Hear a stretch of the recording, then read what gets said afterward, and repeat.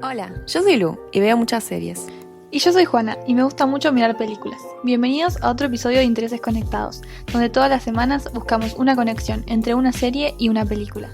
En este episodio vamos a estar discutiendo una serie y una película que nos sorprendieron.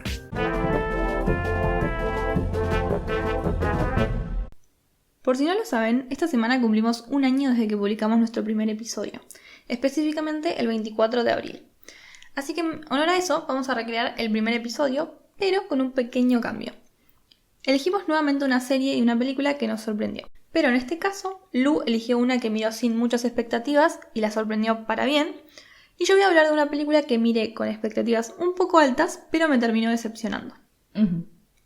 La película que elegí es Moxie, que sigue a una chica de 16 años, Vivian, que inspirada por el pasado rebelde de su madre, decide hacer una especie de folleto feminista anónimo y repartirlo por toda la escuela, lo cual obviamente trae muchas repercusiones. ¿Vos, Lu, qué elegiste? Yo elegí la serie Jane the Virgin, que tiene de protagonista a Jane Villanueva, una chica estadounidense de ascendencia venezolana que de chiquita le prometió a su abuela que iba a tener relaciones sexuales por primera vez cuando se casara. El programa empieza con la vida de Jane yendo bien, hasta que da un giro inesperado cuando queda embarazada por una inseminación artificial que le hace su ginecóloga por error. Hermoso. Qué gran día que tuvo Jane ese día. Bueno, para empezar, la película claramente se puede catalogar como juvenil, o sea que intenta apelar a una audiencia adolescente, por lo que obviamente yo estaba preparada para eso, sabía que no era el target necesariamente. Claro. Pero igual pensé que iba a ser una película adolescente copada, con un mensaje feminista sencillo, porque justamente apuntaría como a una introducción a una mirada feminista a adolescentes, pero que a pesar de ser sencillo, iba a ser, no sé, más auténtica, más honesta. No sé bien cómo explicarlo, porque tampoco es que esperaba una película que me cambiara la vida, ni mucho menos, pero tampoco esperaba que no me gustara. O sea, no la odié, como por ejemplo a Sierra Burgess is a Loser, pero me dejó con una sensación muy meh. Ya hablamos muchas veces del contenido hecho por adolescentes, porque por alguna razón lo consumimos demasiado, y específicamente sus problemáticas. Sin ir más lejos, hace 2 episodios atrás hablamos de cómo en Crepúsculo un chico de 18 años se imprima en una bebé, y por qué eso es problemático. Sí. Pero además, aunque muchas películas de adolescentes no sean necesariamente problemáticas, como mínimo no tienen contenido feminista explícito. Claro. Entonces me pareció una idea interesante. Creo que la película está basada en un libro y me pareció copado que quieran llevar una historia así al cine, que por ahí tiene más llegada que la literatura, sobre todo porque es una película de Netflix. Entonces pensé, película juvenil de Netflix, relajada, con un poco de romance, pero con una temática feminista y dirigida por Amy Poehler, suena como algo que me podría gustar. Claro, que podría salir mal. Claro. Plot twist, muchas cosas. Yo, por mi parte, sinceramente, estaba mirando un par de series dramáticas, pero por distintos motivos me dieron ganas de ver algo más livianito y por ahí menos serio. Y la verdad, cuanto más basura fuera el programa, me parecía mejor idea verlo. Y yo había empezado Jane the Virgin hace un par de años, creo, y no me había enganchado mucho, así que decidí retomarla porque me parecía que cumplía con mis requisitos. Claro. Esta serie tiene un formato distinto a lo que se suele ver porque es una adaptación estadounidense de una telenovela venezolana que se llama Juana la Virgen. Y por eso las Villanueva tienen una ascendencia venezolana en la serie. Esta novela tiene básicamente la misma trama. O sea, hay una pareja de personas adineradas y, están Rafael en Jane the Virgin y Mauricio en Juana la Virgen, que es parte de esta pareja, y tuvieron cáncer y habían congelado esperma para tener un hijo en el futuro. Entonces, cuando se curan, la esposa se iba a inseminar, pero hubo un error y la inseminación la terminó recibiendo Jane y Juana. Claro. Para hacerle honor a sus orígenes telenovelescos, entonces la serie toma algunos elementos típicos de las novelas, muchos tropos que todos conocemos, pero además mantuvieron algo que tenía la telenovela original, que es la voz en off, que nos narra qué están pensando los personajes, nos explica algunas cosas, etc. Y esto al principio me agarró un poco desprevenida y me pareció un poco molesto, la verdad, me tenía un poco harta la voz, y creo que fue parte de la razón por la que la había dejado de mirar en un principio. Igual después voy a hablar más del narrador, pero básicamente creo que me había parecido un poco exagerada, entonces cuando la retomé no esperaba mucho de ella. Sí, es como una cosa que claramente no estamos muy acostumbrados, entonces tendría sentido que al principio fuera como raro. Claro. Pero bueno, para hablar un poco de por qué me decepcionó al final Moxie, Para mí el mayor problema es que no llegó a lograr del todo bien sus objetivos. Por un lado intentó combinar un tono ligero con un tono más dramático, teniendo temas graves en la trama que no voy a spoilear, por lo que si bien podemos catalogarla como juvenil, creo que en parte también buscaron apelar a un público un poco más adulto. En mi opinión, entonces, esto no logró hacerlo del todo bien, y el resultado fue que los momentos dramáticos no eran lo suficientemente conmovedores, o no sé, convincentes, y los momentos más ligeros, no todos, pero la mayoría para mí, eran medio ridículos. Claro. O sea, o no eran graciosos. Como que no hubo un buen equilibrio finalmente. Sí. Claro, no era una comedia dramática, era tipo una película con partes graciosas y partes dramáticas. Sí, además se nota demasiado como que ni siquiera están mezclados, como que inician un tono y para el final se vuelve una cosa completamente distinta, como que eso también fue medio chocante. Sí. Entonces, el objetivo más obvio era dar un mensaje feminista, obviamente. Y creo que fue uno de los problemas más grandes al final, porque me pareció que no lo hicieron bien. Una reseña de Rotten Tomatoes decía: ideológicamente estoy completamente de acuerdo con esto, pero es muy directo o muy poco sutil, como quieran traducirlo. Y la verdad que yo coincido con esa opinión, porque es lo que yo sentí apenas la terminé de ver. Para entenderlo mejor, está bueno compararla con Booksmart, que es una película de la que hablamos en el episodio 16, a la cual elogié ampliamente, me gustó mucho. Y lo hice porque me pareció que manejaba muy bien justamente este equilibrio entre ser una comedia y tocar un montón de temas serios, tirando abajo un montón de estereotipos que existen en ese género en el camino, digamos. Claro. Creo que Moxie intentó ser eso, pero se quedó corta porque, como dije, Booksmart logró ese equilibrio, haciendo que los temas serios se incorporaran orgánicamente en la trama, haciendo que sean realistas pero profundos al mismo tiempo. Como dije, logra ser sutil, que es lo que no logra Moxie. Medio como si te trataran como un nene al que hay que decirle todo directamente. Claro. O sea, obviamente no creo que esto es lo que intentaron transmitir ellos, pero que el espectador sienta eso demuestra para mí que no fueron muy efectivos en la ejecución. Claro. No quiero hablar por parte de la producción de la película porque no los conozco, no tengo el gusto. Pero por ahí sí vieron como películas como Booksmart les está yendo bien y dijeron, bueno, hagamos nuestra versión, ¿no? Sí, es muy probable. Pero es un tipo de feminismo más, como decimos, poco sutil, pero además como más por ahí vago, ¿no? Sí, es totalmente. No es muy profundo. No, ni en pedo. Pero además, no solamente es poco sutil en lo que respecta al feminismo, en un momento también quiere tocar la cuestión racial o por ahí más cultural, porque la mejor amiga de la protagonista era de familia china y nos quería mostrar cómo ella tenía más problemas que la protagonista por las exigencias que implica venir de una familia inmigrante que sufrió mucho tratando de establecerse en el país. Que el mensaje obviamente está muy bien y es muy importante y relevante, Sí. pero el problema es que la película no intenta darte a entender esto de forma, de nuevo, sutil. Es como, mostrámelo, no me lo digas. Claro. Y ellos no te lo muestran, te lo dicen. Claro. Porque literalmente se lo dicen a nosotros y a la protagonista a través de la mejor amiga. Claro, es un guión muy vago de vuelta porque realmente es lo que decís.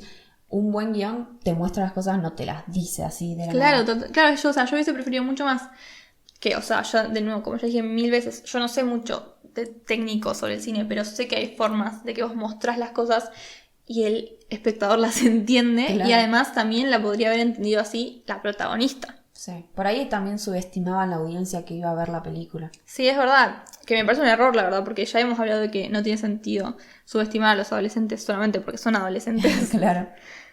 O sea, lo entendería en una película infantil, ponele, pero no Sí. es el caso. Entonces, la película para mí termina dejando una sensación de porque no lograron conseguir el efecto de ninguno de los dos géneros que intentaron combinar. No te divertiste como te divertirías con una comedia, ni te conmovió como te conmovería una película dramática, porque además los elementos dramáticos fueron para mí usados principalmente como una forma de unir a los personajes, cosa que tampoco tuvo el efecto esperado, al menos para mí, entonces como que no funcionó de ninguna forma. Claro. Bueno, para pasar a algo más positivo, hay algunas diferencias clave entre la telenovela y la serie, y creo que son justamente claves para que haya disfrutado tanto ver la serie. Para empezar, lo más obvio es la cantidad de episodios, porque no es lo mismo ver una temporada de 153 episodios que 100 episodios divididos en 5 temporadas. No. Personalmente me parece mejor el formato de temporadas más cortas porque es menos probable además que haya episodios de relleno, ¿no? y la trama avanza mucho más. Sí, totalmente. Otra cosa que hace Jane the Virgin, que hace que sea re buena serie, es el narrador. Y no Plot sé, claro. Y pobrecito, yo sé que lo odié. Y no sé por qué no me gustó al principio, por ahí es lo que dijiste, como que no estaba acostumbrada. Ujú. Pero realmente es un elemento que hace que te mantengas todo el tiempo conectada con el programa. Es como un personaje más. O sea, el narrador hace chistes muy divertidos, rompe la cuarta pared interactuando con el espectador, nos cuenta qué anda pasando por la cabeza de los personajes, nos habla del pasado de los personajes y a veces hasta por ahí nos recuerda qué había pasado temporadas atrás o hasta episodios atrás para que podamos entender las escenas. Y esto es súper útil en una serie donde pasan 1000 cosas por episodio y además hay un montón de personajes principales. Claro. Termina siendo como un amigo dentro de la historia que interactúa constantemente con vos. Claro, estás como viéndola con alguien la serie. Claro. Alguien que encima es medio omnisciente. Claro. Y si les gusta el humor meta, o sea, humor muy autorreferencial y que rompe la cuarta pared, les gustaría seguro este elemento. Por ejemplo, si les gustó Arrested Development o hasta Community. Claro. Pero bueno, esta serie es distinta a esas porque es muy exagerada, pero porque en cierta forma es tanto una parodia de las telenovelas como también un homenaje al formato. Ujú. Y creo que esto tiene que ver mucho también con la protagonista. Jane es fan de las telenovelas porque creció viéndolas con su mamá y su abuela. Y en cierta forma me parece que ve al mundo en ese formato porque, no sé, le gusta creer que vive en una por ahí. Y con todo lo que le pasa no la culpo porque miren lo que pasó en el primer episodio. O No, sea, es que efectivamente vive una telenovela, sin duda alguna. claro. Otro elemento en homenaje a Latinoamérica que incluyó la serie es el realismo mágico. En Jane the Virgin no hay magos, no hay brujas, no hay vampiros ni nada por el estilo, pero Jane es fanática de la literatura y le encanta leer realismo mágico, y esto aparece mucho también en la serie. O sea, muchas veces por ahí objetos inanimados empiezan a hablarle a Jane sobre sus problemas o ayudándola a descifrar dilemas personales o qué decisión tomar cuando necesita un poco de perspectiva externa. O si no, a veces simplemente pasan cosas mágicas que reflejan los sentimientos que tiene la protagonista cuando son muy fuertes. Entonces, el realismo mágico es como un elemento clave para mostrarnos momentos decisivos de la vida de Jane. Y también me parece que es un lindo homenaje a los gustos de Jane, ¿no? Claro, sí. Bueno, para seguir criticando a Moxie. Otro problema que yo tuve con la película fueron los personajes. Por empezar, la protagonista no me cayó bien. Supongo que eso es entendible al principio porque la película es un poco estilo coming of age, que implica que vamos a ver un crecimiento en el protagonista. Pero el problema es que nunca llegó a caerme bien, ni al final. Por un lado, ella es la protagonista y es el personaje menos interesante de todos los personajes. Es una chica blanca y rubia, privilegiada, que no tiene demasiados problemas en su vida en general. Claro. La madre es recopada, de adolescente era activista feminista, pero su hija es muy aburrida. O sea, es la verdad. Y entiendo que el inicio de la película necesita que ella no tenga una mentalidad feminista, porque justamente se trata de cómo empieza a ver estas cosas. Pero llega un punto que es demasiado. Primero porque a quién se le ocurre que teniendo una madre así, ella no iba a tener ni idea del feminismo. Uh-huh. Por ejemplo, en un artículo de página 12, Juan Pablo Cinelli dijo esto. El juego de poner en paralelo la juventud de la madre en los 80, 90 con la actualidad hace parecer que los logros conseguidos por el feminismo en los últimos 20 años fueran en realidad algo incipiente, cuando el camino recorrido ha sido mucho. Dicho de otra forma, en 2021 ya no son las madres las que despabilan a sus hijas, sino al revés. Y estoy completamente de acuerdo con esto. No solo no es realista que la situación sea al revés, sino que es históricamente inexacto casi. Sí, no tiene sentido. No, para nada. Pero además, Vivian no solo no es feminista, sino que hay cosas graves que pasan, como por ejemplo un compañero acosando a una chica que ella no reconoce como algo preocupante. Entonces me parece que no es necesario ser feminista para darte cuenta que una situación así es grave y que por ahí la chica necesita ayuda. Es que sí, no necesitas haber leído teoría para darte cuenta que hay cosas que están mal, sobre todo en un periodo histórico que estas cosas se denuncian públicamente todo el tiempo. Claro, eso, exactamente, es como, no tiene sentido por un lado por lo de la madre y por el otro porque la película es actual y vivimos en un mundo en el que se está hablando constantemente de problemas de género. Hay casos famosos de casos de acoso sexual, el Me Too, ya por decir algo muy obvio, pero no, Vivian no tiene ni idea. Claro, creo que también eso por ahí hace que te moleste. Es tipo, ¿dónde estás viviendo, Vivian? Claro, estuviste bajo una piedra a los 16 años de tu vida. Y tu madre no te crió. Pero encima la película nunca le da demasiada profundidad a Vivian, más allá de que se convierte en feminista. Entonces el momento del nudo, cuando ella se vuelve una adolescente insoportable en su momento más extremo de ser un personaje odiable, que se pelea con todos los que quiere, que además es algo muy usado en este género, el momento de pelea porque el protagonista se vuelve insoportable y bueno, después la gran reconciliación. Es verdad. No tiene ningún tipo de impacto prácticamente, porque a esta altura ya no nos es demasiado relevante qué le pasa, ni podemos justificarla o al menos entender sus acciones, porque como dije, el personaje no es interesante, no tiene profundidad, nunca le pasa nada y es la más privilegiada. Claro. Entonces por ahí una persona que la está pasando re mal y está tratando mal a todo el mundo, pues, o sea, decís, bueno, si está mal lo que hace, pero entiendo que la está pasando mal. No, no es el caso. Claro. Cuando pasa esto, esta parte que ella se vuelve insufrible, es cuando más se nota lo que dije antes, este desequilibrio entre el drama y la comedia. Porque los momentos dramáticos de Vivian se terminan volviendo ridículos y tienen cero impacto. O al menos en mí, pero es como ver a una nena chiquita siendo caprichosa y punto. Te dan ganas de cachetearla. Claro. Entonces creo que acá entra en juego algo que tiene que ver con el feminismo blanco. Porque el despertar feminista de Vivian sucede cuando conoce a una chica nueva de su escuela, que se llama Lucy, que es afrodescendiente y en muchos sentidos mucho más despierta que ella. Uh-huh. Yo personalmente creo que Lucy hubiese sido una mucho mejor protagonista que Vivian. Por un lado, porque es la chica nueva a la que el popular de la clase acosa apenas llega a la escuela. Uh-huh. Lo que ya le da un peso grande a un posible crecimiento respecto al feminismo, pero también respecto de, no sé, ella como persona y su identidad, como que hay mucho lugar para su desarrollo. Uh-huh. Y por el otro es porque es una chica afrodescendiente y que obviamente eso mismo tiene un peso. Y de ahí pueden surgir discusiones súper interesantes e importantes respecto a la raza, pero también su relación con el feminismo, la interseccionalidad. Claro, además era latina, o sea, había claro, todavía otra cosa más que para tener en cuenta. Claro, hay un montón de cosas que podrían haber hecho en la trama más interesante y nos podrían haber ayudado a empatizar con el personaje principal, porque el problema con Vivian no es que la chica blanca no pueda ser querida, obviamente que no es lo que estoy tratando de decir, pero si encima ni siquiera tiene algo que nos haga empatizar como la película quiere que empaticemos, porque también que no le pase nada en la vida no implica que no podamos sentir empatía por ella.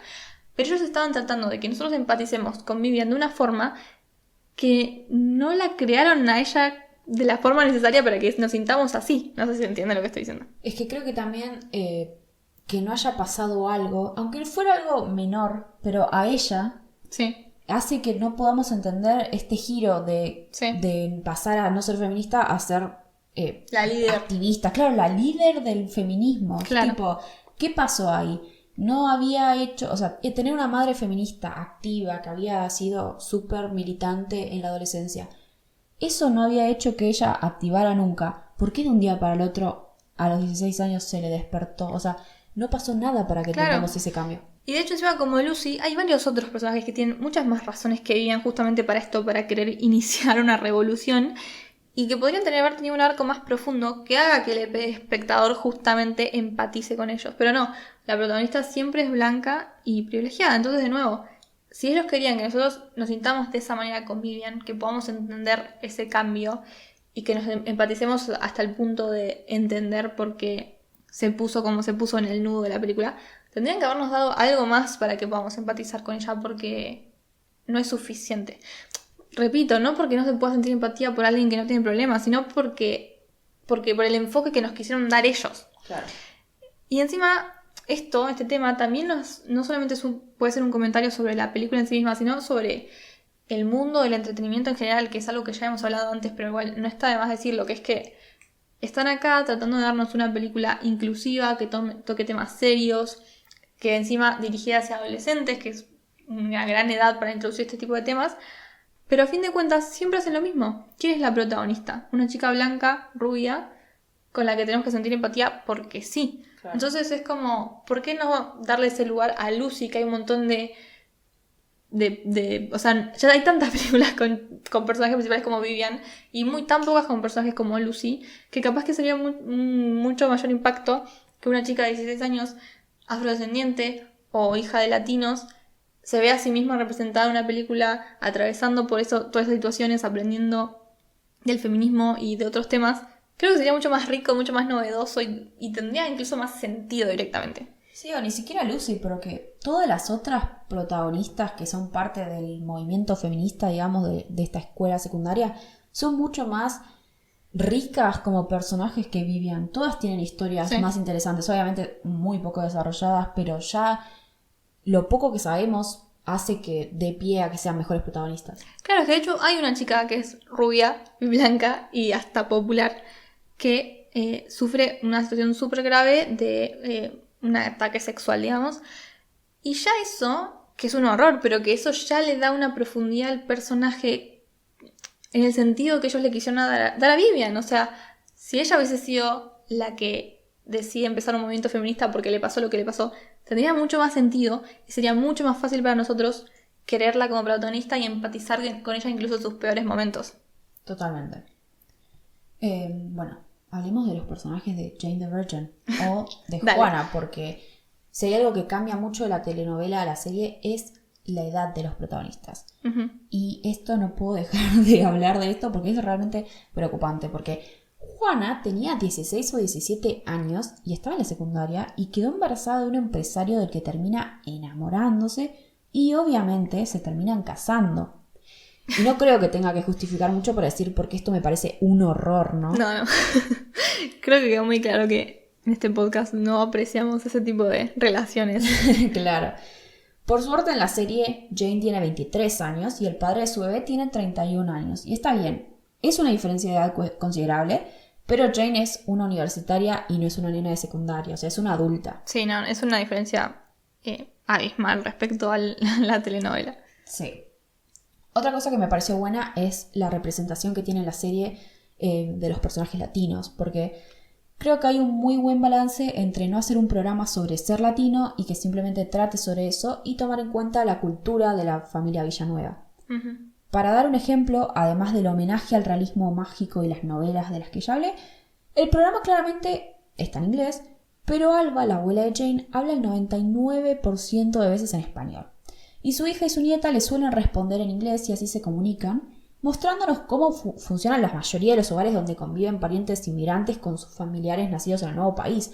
O sea, Alba no habla en español porque no sepa inglés, sino que habla español porque es su lengua natal. Entonces es un detalle chiquitito por ahí, pero que nos deja meternos en el hogar de un montón de familias multilingüales, ¿no? Sí, además creo que está bueno que, sobre todo en Estados Unidos, digan, mira, está bien, o sea, no tiene nada de malo que los inmigrantes hablen en su idioma en otro país, porque es un tema allá que las personas más conservadoras están tipo, si venís a nuestro país a hablar nuestro idioma, y es como, no es necesario, tipo, no es tan grave que si ella quiere hablar en su idioma natal, hable en su idioma natal.